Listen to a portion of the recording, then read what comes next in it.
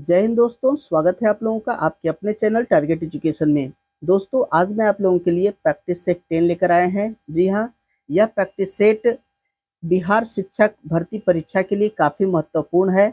यह practice set IAS officer Ranjit Kumar Singh ji के द्वारा तैयार किया गया है, जो कि होने वाले बिहार शिक्षक भर्ती परीक्षा के लिए काफ़ी महत्वपूर्ण साबित होगा।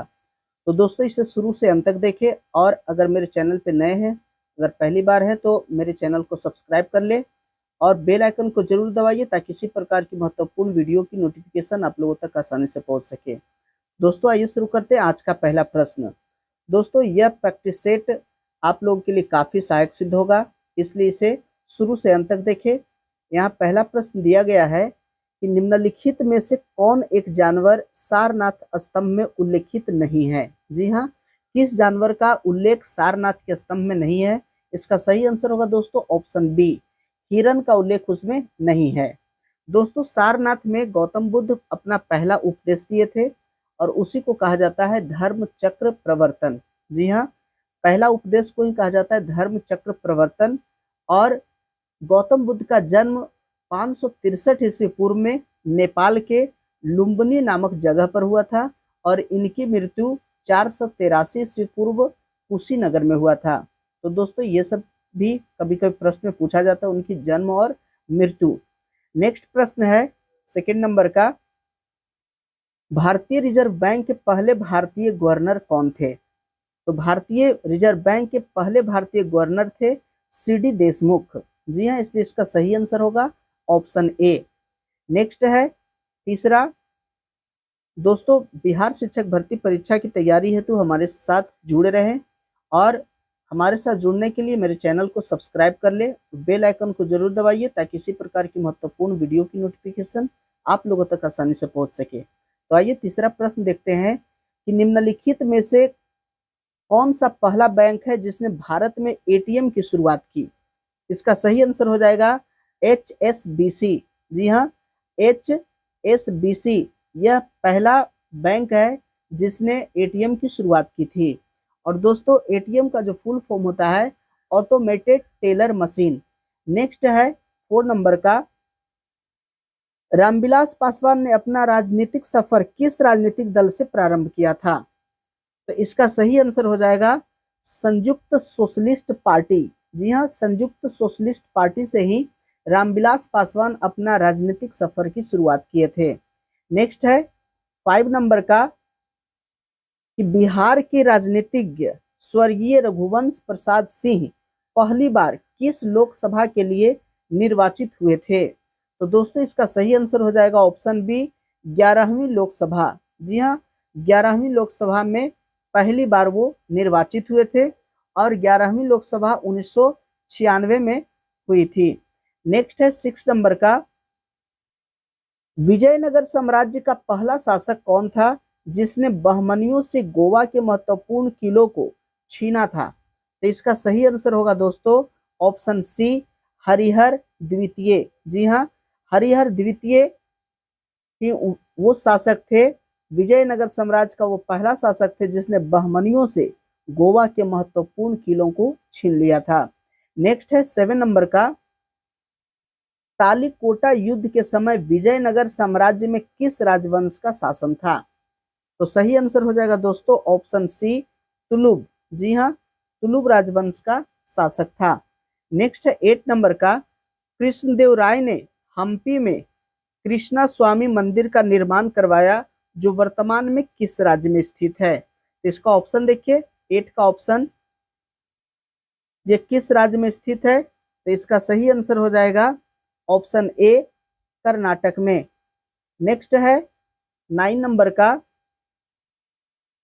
इजराइल से शांति समझौता करने वाला पहला अरब देश कौन था? तो यह पहला अरब देश मिस्र था, इसलिए इसका सही आंसर होगा दोस्तों ऑप्शन ए।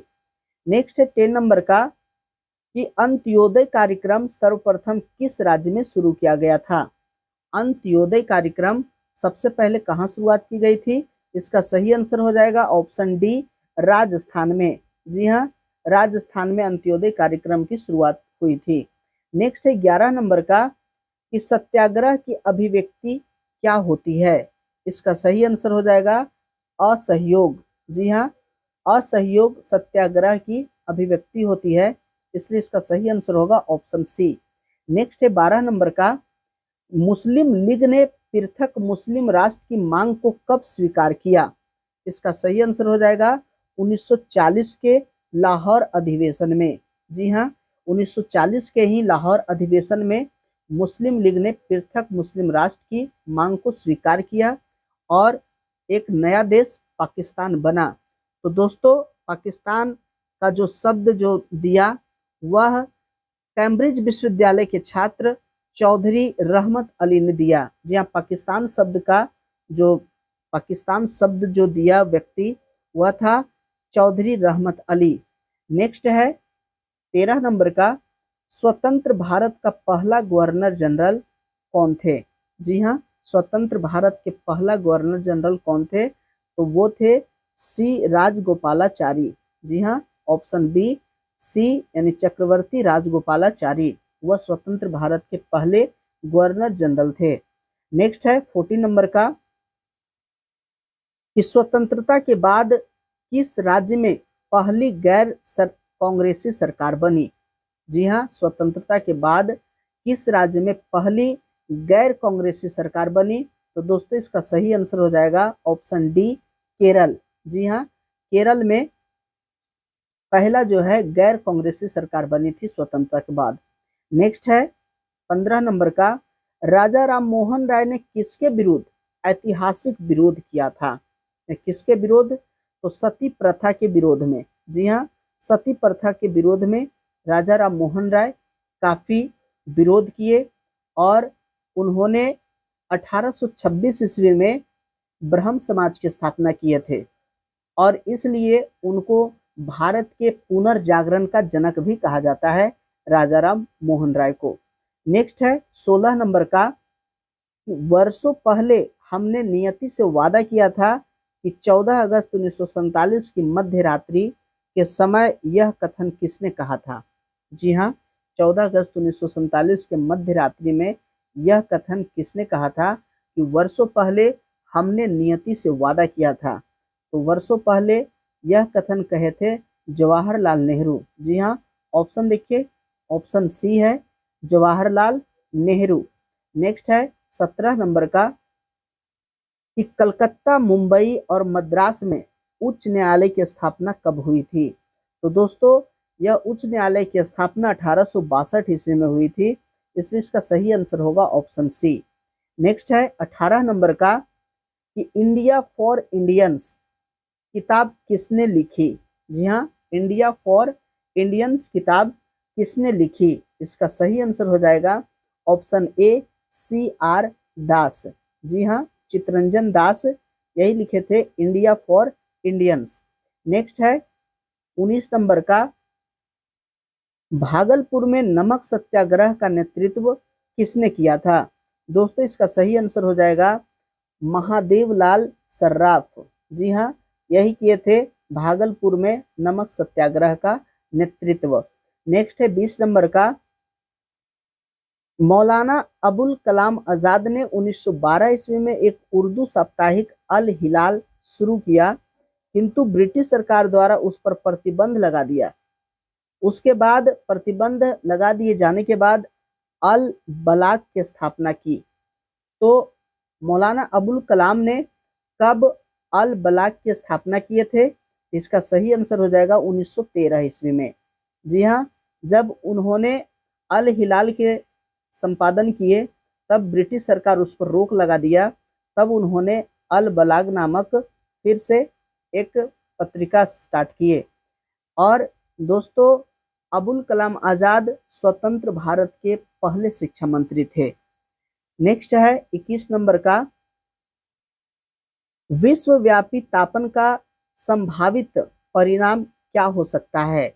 जी हाँ, विश्वव्यापी तापन का संभावित परिणाम क्या हो सकता है? इसका सही आंसर हो जाएगा ऑप्शन डी उपर्युक्त सभी। जी हाँ, समुद्र स्तर में वृद्धि, फसल के स्वरूप में परिवर्तन, तट रेखा में परिवर्तन। तो ये विश्वव्यापी तापन का ये संभावित परिणाम ये सभी हो सकता है, इसलिए इसका सही आंसर होगा ऑप्शन डी।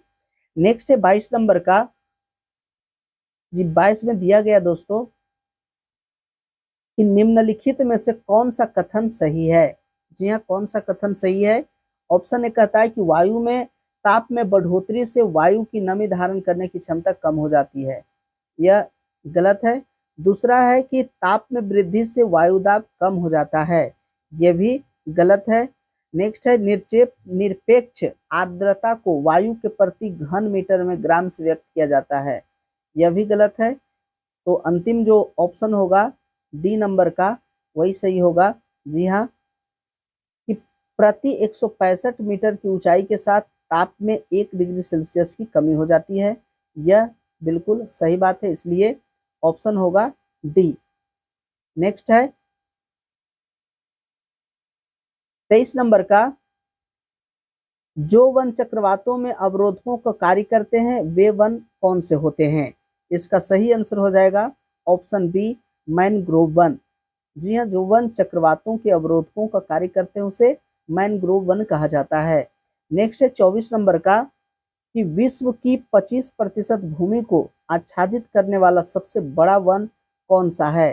दोस्तों इसका सही आंसर हो जाएगा साइबेरिया का टैगा वन। नेक्स्ट है 25 नंबर का, कि कहाँ के वृक्ष कम अथवा अधिक समय के लिए पत्तियों से रहित हो जाते हैं। इसका सही आंसर हो जाएगा ऑप्शन डी, पर्णपाती वन। जी हाँ, पर्णपाती वन का मतलब होता है पत्तियों का गिरना। नेक्स्ट है 26 नंबर का, कि बृहत हिमालय स्थित एक ठंडा रेगिस्तान है। तो बृहत हिमालय स्थित कौन सा एक ठंडा रेगिस्तान है, तो दोस्तों वह है लद्दाख। जी हाँ, इसलिए इसका सही आंसर होगा ऑप्शन ए। नेक्स्ट है 27 नंबर का, कि नागा खासी और गारो पहाड़ियां स्थित है, तो वो कहाँ स्थित है। इसका सही आंसर होगा पूर्वांचल पर्वतमाला में। जी हाँ, नागा खासी और गारो पहाड़ियां पूर्वांचल पर्वतमाला में स्थित है। नेक्स्ट है 28 नंबर का, कि निम्नलिखित में से भारत में सबसे शुष्क क्षेत्र कौन सा है। तो भारत का सबसे शुष्क क्षेत्र जो है वो मारवाड़ है। जी हाँ, मारवाड़, ऑप्शन बी। नेक्स्ट है 29 नंबर का, कि अराकान योमा प्रसार उस हिमालय का है जो स्थित है, तो वह स्थित है म्यांमार में। जी हाँ, म्यांमार में स्थित है। नेक्स्ट है 30 नंबर का, कि भारत की पहली बहुउद्देशीय परियोजना का निर्माण किस नदी पर हुआ था। तो दोस्तों भारत की पहली बहुउद्देशीय परियोजना का निर्माण दामोदर नदी पर हुआ था। नेक्स्ट है 31 नंबर का, कि नागार्जुन बांध का निर्माण किस नदी पर हुआ है। तो दोस्तों नागार्जुन बांध का निर्माण कृष्णा नदी पर हुआ है, इसलिए इसका सही आंसर होगा ऑप्शन ए। नेक्स्ट है 32 नंबर का, कि राष्ट्रीय राजमार्ग 1A लेह को खाली स्थान दर्रा से जोड़ते हुए कश्मीर घाटी से जोड़ता है। तो यह जो है राष्ट्रीय राजमार्ग 7A लेह को जोजिला दर्रा से, जी हाँ, जोजिला दर्रा से जोड़ते हुए कश्मीर घाटी को जोड़ता है। नेक्स्ट है 33 नंबर का प्रश्न। जी हाँ, 33 नंबर का प्रश्न है दोस्तों, कि छोटा नागपुर पठार क्षेत्र में देखे जाने वाला पैटस क्या है। जी हाँ, छोटा नागपुर पठार के क्षेत्र में जो पैटस दिखता है यानी कि जो धब्बा दिखता है वह क्या है, तो वह लैटेराइट निक्षेप है, इसलिए इसका सही आंसर होगा ऑप्शन ए। नेक्स्ट है 34 नंबर का, कोई व्यक्ति भारत के 3 अलग अलग राज्यों में स्थित रणथंभौर, गिर और बांदीपुर के राष्ट्रीय उद्यान यानी कि नेशनल पार्क देखना चाहता है। इस संबंध में उसे निम्नलिखित में से किस राज्य में जाने की आवश्यकता नहीं है। जी हाँ, तो अगर वो रणथंभौर में अगर नेशनल पार्क को अगर देखना चाहते हैं तो रणथंभौर नेशनल पार्क जो है वो राजस्थान में है, तो राजस्थान में वो जा सकते हैं। उसके गिर जो राष्ट्रीय उद्यान है वह गुजरात में है। जी हाँ, वह गुजरात राज्य में, तो यहाँ भी जा सकते हैं। और बांदीपुर जो है यह कर्नाटक में है, तो यहाँ भी जा सकते हैं, इसलिए इसका सही आंसर होगा मध्य प्रदेश। जी हाँ, क्योंकि रणथंभौर, गिर और बांदीपुर देखने के लिए मध्य प्रदेश जाना जरूरी नहीं है, इसलिए इसका सही आंसर है ऑप्शन बी। नेक्स्ट है 35 नंबर का, सूची 1 और सूची 2 का मिलान करना है। कहता है कि सूची 1 सूची 2 का मिलान कीजिए और सूची के नीचे दिए गए कूट का प्रयोग सही उत्तर से चुनिए। जी हाँ, तो सही उत्तर कौन सा होगा, यहाँ ऑप्शन दिया गया है देखिए मिलान करना है।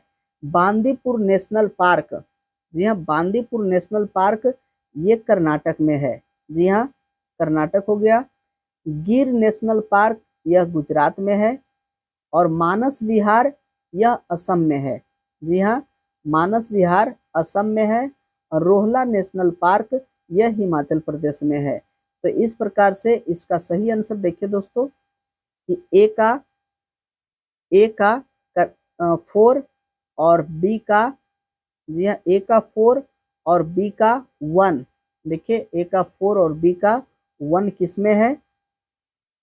ए का 4 और बी का 1 देखिए ऑप्शन सी में है, इसलिए इसका सही आंसर होगा ऑप्शन सी। नेक्स्ट है 36 नंबर का कि पूर्ण प्रतिस्पर्धा की स्थिति में किस फर्म की संतुलन अवस्था निर्धारित होगी? किसी फर्म की संतुलन अवस्था निर्धारित होगी जब जब वह होगा सीमांत राजस्व बड़ा होगा सीमांत लागत से। जी हाँ नेक्स्ट है 37 नंबर का। 37 नंबर में लिखता है कि नियंत्रित मुद्रास्फीति की मध्यस्थता है जिसे कहा जाता है। जी हाँ तो उसे कहा जाता है प्रत्यवस्फीति। जी हाँ प्रत्यवस्फीति कहा जाता है नियंत्रित मुद्रास्फीति की मध्यस्थता को। नेक्स्ट है 38 नंबर का कि निम्न में से कौन सा एडम स्मिथ के अनुसार कराधान के कैनन यानी सिद्धांत में नहीं आता है? तो एडम स्मिथ के अनुसार कराधान के कैनन सिद्धांत में कौन नहीं आता है? तो इसका ऑप्शन देखिए। जी हाँ इसका ऑप्शन, ये ऑप्शन कहता है निश्चितता का कैनन, साधारण का साधारणता का कैनन, सुविधा का कैनन, अर्थव्यवस्था के अक्षमता का कैनन। तो दोस्तों इसका सही आंसर हो जाएगा ऑप्शन बी साधारणता का कैनन। नेक्स्ट है 39 नंबर का कि वह सट्टेबाज जो लाभ कमाने हेतु कीमतों में गिरावट आने पर वापस खरीदने के लिए शेयरों को बिक्री कर देता है उसे क्या कहा जाता है? तो दोस्तों उसे कहा जाता है मंदड़िया। जी हाँ यानी कि बियर। नेक्स्ट है 40 नंबर का एकाधिकारी प्रतियोगिता का सिद्धांत किसके द्वारा दिया गया था? जी हाँ एकाधिकारी प्रतियोगिता का सिद्धांत किसके द्वारा दिया गया था? इसका सही आंसर होगा एडवर्ड चेम्बरलिन के द्वारा। जी हाँ एडवर्ड चेम्बरलिन के द्वारा। नेक्स्ट है 41 नंबर का कि निम्न में से किसने संविधान सभा के समक्ष उद्देश्य प्रस्ताव को पेश किया था? तो इसका सही आंसर हो जाएगा जवाहरलाल नेहरू। जी हाँ ऑप्शन ए। नेक्स्ट है 42 नंबर का। 42 में दिया है कि 26 जनवरी 1950 को भारत का संविधान लागू किया गया था तब भारतीय गणतंत्र की वास्तविक संवैधानिक स्थिति क्या थी? जी हाँ भारतीय गणतंत्र की वास्तविक संवैधानिक स्थिति क्या थी? इसका सही आंसर होगा ऑप्शन बी एक संपूर्ण प्रभुत्व संपन्न लोकतांत्रिक गणराज्य। नेक्स्ट है 43 नंबर का। 43 नंबर का प्रश्न है निम्नलिखित में से किस शब्द का प्रस्तावना में उल्लेख नहीं किया गया है? कौन सा शब्द का उल्लेख नहीं किया गया है? इसका सही आंसर होगा ऑप्शन डी संघ का। नेक्स्ट है 44 नंबर का कि गणतंत्र में अंतिम शक्ति किसके पास होती है? तो दोस्तों गणतंत्र में अंतिम शक्ति जो होती है वह जनता के पास होती है। जनता ही सब कुछ होती है, जनता के पास ही अंतिम शक्ति होती है। जनता जब चाहेगी सरकार को हटा सकती है, जिसे चाहेगी सरकार बना सकती है। नेक्स्ट है 45 नंबर का भारत का संविधान भारत को निम्नलिखित रूप में घोषित करता है। किस रूप में घोषित करता है? सिवाय, तो इसका सही आंसर होगा देखिए सिवाय साम्यवादी, लोकतांत्रिक गणराज्य, समाजवादी और धर्मनिरपेक्ष। इसका सही आंसर हो जाएगा सिवाय साम्यवादी के। नेक्स्ट है उदारवाद का प्रतीक क्या है? दोस्तों उदारवाद का प्रतीक है कि राजनीतिक और आर्थिक पहलुओं पर सामाजिक स्वतंत्रता। नेक्स्ट है 47 नंबर का कि बिहार में सर्च लाइट समाचार पत्र के संपादक कौन थे? इसका सही आंसर हो जाएगा ऑप्शन सी, मुरली मोहन प्रसाद।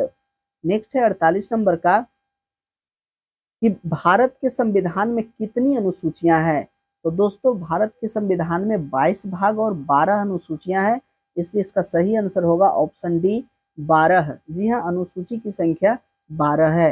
नेक्स्ट है भारतीय संविधान की किस अनुसूची में राज्यों के नाम और उनके क्षेत्रों का उल्लेख किया गया है? इसका सही आंसर होगा ऑप्शन ए, प्रथम अनुसूची में। नेक्स्ट है 50 नंबर का कि निम्नलिखित में से किस अनुसूची में देश के विभिन्न राज्यों में अनुसूचित क्षेत्रों और अनुसूचित जनजातियों के प्रशासन और नियंत्रण का उपबंध किया गया है?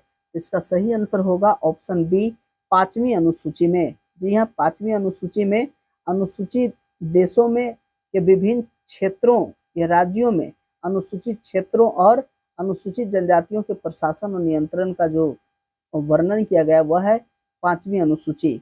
नेक्स्ट है 51 नंबर का कि एक साधारण सूक्ष्मदर्शी में अंतिम प्रतिबिंब कैसा होता है? इसका सही आंसर होगा ऑप्शन सी, आभासी, आवर्धित और सीधा होता है। नेक्स्ट है 52 नंबर का कि निम्नलिखित में से कौन सा शब्द ध्वनि तरंगों से संबंधित नहीं है? जी हाँ, ध्वनि तरंगों से संबंधित कौन सा नहीं है? तो वह है ऑप्शन सी, कैंडेला। जी हाँ, कैंडेला जो है ज्योति तीव्रता का मात्रक है। ज्योति तीव्रता का ऐसा ही मात्रक कैंडेला है। और यह हर्ट्ज, डेसिबल, मैक संख्या ये सभी जो है शब्द ध्वनि तरंग से संबंधित है और कैंडेला जो है संबंधित नहीं है ध्वनि तरंग से। नेक्स्ट है 53 नंबर का कि वातावरण के अंदर क्षैतिज ऊष्मा अंतरण को क्या कहा जाता है? तो दोस्तों इसका सही आंसर हो जाएगा ऑप्शन ए, अभिवहन यानी एडवेक्शन। नेक्स्ट है 54 नंबर का। जी हाँ, 54 नंबर का प्रश्न देखिए दोस्तों, निम्न में से किस अम्ल का प्रयोग एस्पिरिन बनाने में किया जाता है? तो एस्पिरिन बनाने में ऑप्शन बी, सेलिसाइक्लिक अम्ल का प्रयोग किया जाता है। जी हाँ, एस्पिरिन बनाने के लिए। नेक्स्ट है 55 नंबर का, हेमेटाइट अयस्क या खनिज है? तो हेमेटाइट जो दोस्तों यह लोहा का अयस्क है। जी हाँ, मैग्नेटाइट, हेमेटाइट यह लोहा का प्रमुख अयस्क है। नेक्स्ट है 56 नंबर का कि निम्न में से कौन सा अम्ल सेब में उपस्थित रहता है? तो दोस्तों सेब में जो उपस्थित अम्ल होता है वह होता है मैलिक अम्ल। जी हाँ, मैलिक अम्ल सेब में होता है, इसलिए इसका सही आंसर होगा ऑप्शन सी। नेक्स्ट है 57 नंबर का, डिलोनिक्स रेजिया रेफिन वैज्ञानिक नाम है? जी हाँ, डिलोनिक्स रेजिया रेफिन यह वैज्ञानिक नाम किसका है? इसका सही आंसर होगा गुलमोहर का। जी हाँ, गुलमोहर का वैज्ञानिक नाम जो है डिलोनिक्स रेजिया रेफिन है। नेक्स्ट है 58 नंबर का, मानव कंकाल परिरक्षण किसके लिए किया जाता है? इसका सही आंसर हो जाएगा ऑप्शन बी, आंतरिक आयु के लिए। नेक्स्ट है 59 नंबर का, मानव शरीर में कुल कितनी अस्थियां होती है? तो दोस्तों मानव शरीर में टोटल 206 हड्डियां होती है, इसलिए इसका सही आंसर होगा ऑप्शन सी। नेक्स्ट है 60 नंबर का। जी हाँ, 60 नंबर में प्रश्न दिया गया है कि मृदा जल तनाव निम्न में से किस उपकरण द्वारा मापा जाता है? इसका सही आंसर होगा ऑप्शन डी, टेंसियोमीटर। जी हाँ, टेंसियोमीटर के द्वारा मृदा जल तनाव को मापा जाता है। नेक्स्ट है 61 नंबर का, निम्नलिखित घटनाओं का सही कालक्रम क्या है? जी हाँ, सही कालक्रम क्या है? तो इसका सही आंसर हो जाएगा ऑप्शन बी। जी हाँ, कालक्रम के अनुसार से अगर देखा जाए तो सबसे पहले जो घटना घटा था वह घटा था, जी हाँ, बंग भंग। जी हाँ, इसका सही आंसर बंग भंग जो घटा था 1905 में। जी हाँ, बंग भंग 1905 ईस्वी में। और उसके बाद घटा था ये लखनऊ समझौता 1916 ईस्वी में। जी हाँ, 1916 में। और उसके बाद 1919 में रॉलेट एक्ट, 1919 में रॉलेट एक्ट घटा था और द्वैत शासन की व्यवस्था की गई थी। तो इसलिए इसका सही आंसर होगा ऑप्शन बी। नेक्स्ट है 62 नंबर का, the anarchy anarchical and revolutionary crime act 1919 को सामान्य बोलचाल में क्या कहा जाता है? तो इसे कहा जाता है रॉलेट एक्ट। जी हाँ, 1919 ईस्वी में रॉलेट एक्ट लाया गया था और यह एक ऐसा एक्ट था, ऐसा नियम था दोस्तों कि इसमें बिना किसी सबूत के, बिना किसी गवाह के ही अगर अंग्रेजों को, अगर किसी भी भारतीय पर शक हो जाता था कि यह अंग्रेजी सरकार के लिए यह घातक सिद्ध होगा, यह कुछ षड्यंत्र कर रहा है, तो उसको पकड़ करके जेल में डाल देता था। तो यह रॉलेट एक्ट 1919 ईस्वी में लागू किया गया था और इसे बिना दलील और बिना कोई सबूत का इसे कानून कहा गया है, जिसका पूरे भारत वर्ष के लोग विरोध किया था। नेक्स्ट है 63 नंबर का, 63 नंबर में दिया गया है कि अखिल भारतीय राजनीति में गांधी जी का पहला साहसिक कदम क्या था? तो पहला साहसिक कदम उनका था चंपारण आंदोलन। जी हाँ, इसलिए इसका सही आंसर ऑप्शन सी। नेक्स्ट है 64 नंबर का, कि हंटर आयोग की नियुक्ति की गई थी। हंटर आयोग की नियुक्ति की गई थी कब? तो जालियांवाला बाग हत्याकांड के बाद। जी हाँ, 13 अप्रैल 1919 को जालियांवाला बाग हत्याकांड हुआ और इस हत्याकांड के बाद हंटर आयोग की स्थापना की गई थी इसके जांच के लिए। नेक्स्ट है 65 नंबर का, कि स्वदेशी और बहिष्कार पहली बार किस घटना के दौरान संघर्ष की विधि के रूप में अपनाए गए थे? इसका सही आंसर हो जाएगा ऑप्शन ए, बंगाल विभाजन के विरुद्ध आंदोलन में। जी हाँ, बंगाल विभाजन के विरुद्ध जब आंदोलन चल रहा था तो उसमें पहली बार जो है बहिष्कार किया गया था, बहिष्कार की घटना को अपनाया गया था। नेक्स्ट है 66 नंबर का, कि निम्नलिखित में से कौन सा एक चंपारण सत्याग्रह का अति महत्वपूर्ण पहलू है? तो दोस्तों इसका अति महत्वपूर्ण पहलू है कि भारत में राष्ट्रीय आंदोलन में किसान असंतोष का सम्मिलित होना। जी है, इसलिए इसका सही आंसर है ऑप्शन सी। नेक्स्ट है 67 नंबर का, कि स्वतंत्रता आंदोलन के क्रांतिकारी आतंकवादियों का पहला महत्वपूर्ण साहसिक कार्य बर्रा डकैती का स्थान कौन सा था? तो जो बर्रा डकैती जो कांड हुआ था वह हुआ था पूर्वी बंगाल में। जी हाँ। नेक्स्ट है 68 नंबर का, महात्मा गांधी ने 1930 ईस्वी में सविनय अवज्ञा आंदोलन आरंभ किया था। तो सविनय अवज्ञा आंदोलन कहाँ से आरंभ किए थे? इसका सही आंसर हो जाएगा ऑप्शन सी, साबरमती आश्रम से। जी हाँ, 1930 ईस्वी में 12 मार्च 1930 ईस्वी को महात्मा गांधी दांडी यात्रा शुरुआत किए थे साबरमती आश्रम से। वह 78 अनुयायियों के साथ वे अपने यात्रा को शुरू किए और दांडी में जाकर के नमक कानून को तोड़े। तो गांधी जी को नमक कानून तोड़ने का मुख्य उद्देश्य था दोस्तों कि अंग्रेजों का जो भय है वह भारतीय लोगों से हटाना। नेक्स्ट है 69 नंबर का, 1930 से 32 ईस्वी अवधि में भारत और ब्रिटेन के राजनेताओं की लंदन में हुई बैठकों का प्रायः प्रथम, द्वितीय और तृतीय गोलमेज सम्मेलन के रूप में उल्लेखित किया जाता है। उनका उसी रूप में उल्लेख गलत होगा, क्योंकि इसका सही ऑप्शन देखिए 69 का, इसका सही आंसर देखिए, इसका सही आंसर होगा ऑप्शन डी, कि ये 3 अलग अलग सम्मेलन नहीं अपितु एक ही सम्मेलन की, जी हाँ, एक ही सम्मेलन की अवस्था थी जो 3 सत्रों में संपन्न हुई थी। ये जो प्रथम, द्वितीय और तृतीय जो सम्मेलन हुई थी वह एक ही सम्मेलन हुई थी, यह अलग अलग सम्मेलन नहीं हुई थी, इसका अलग अलग सत्र नहीं था, इसका सिर्फ सत्र अलग अलग था लेकिन यह एक ही था। नेक्स्ट है 70 नंबर का, कि कैबिनेट मिशन योजना के विषय में निम्नलिखित में से कौन सा विकल्प सही नहीं है? तो दोस्तों इसका सही आंसर होगा ऑप्शन सी, कि भारत विभाजन की स्वीकृति, यह कैबिनेट मिशन की योजना में यह विकल्प नहीं थी, इसलिए इसका सही आंसर होगा ऑप्शन सी। नेक्स्ट है 71 नंबर का, 71 में है सूची 1 और सूची 2 को सुमेलित किया जाना है, कि सही कूट से इसका आंसर देना है। तो यहाँ देखिए सही कूट यहाँ दिया गया है। तो इसका सही कूट देखिए उष्ण कटिबंधीय साइलेंट वैली से संबंधित है। उष्ण कटिबंधीय साइलेंट वैली से संबंधित है, यानी 1 का 4। तो ए का 4 देखिए, ए का 4 देखिए ऑप्शन डी में है। तो यहाँ एक ही ऑप्शन से यह छट गया कि इसका आंसर होगा ऑप्शन डी। जी हाँ।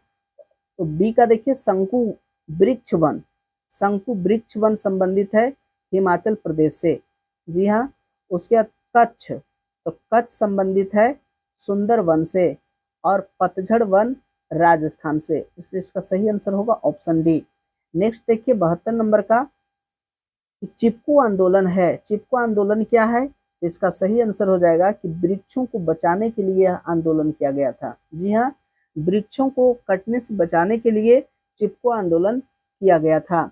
नेक्स्ट है 73 नंबर का, करेरा अभ्यारण्य है। जी हाँ, करेरा अभ्यारण्य क्या है? इसका सही आंसर होगा ऑप्शन बी, मध्य प्रदेश में यह करेरा अभ्यारण्य है।